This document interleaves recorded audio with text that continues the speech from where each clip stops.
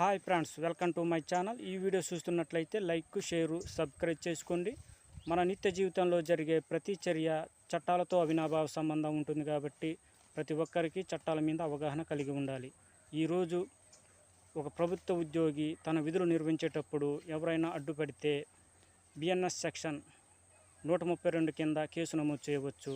అలాగే ఉద్దేశపూర్వకంగా హాని చేయడం అంటే హాని జరుగుతుందనే ఉద్దేశంతో హాని చేస్తే అంటే గాయపరిస్తే 115 సబ్ క్లాజ్ 2 కింద కేసు నమోదు చేయవచ్చు.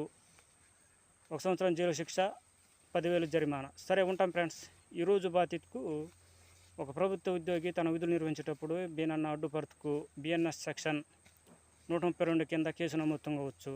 అలాగే గాయపరుచుకు 115 సబ్ క్లాజ్ 2 కింద కేసు నమోదు కావచ్చు అన్నమాట. అలాగే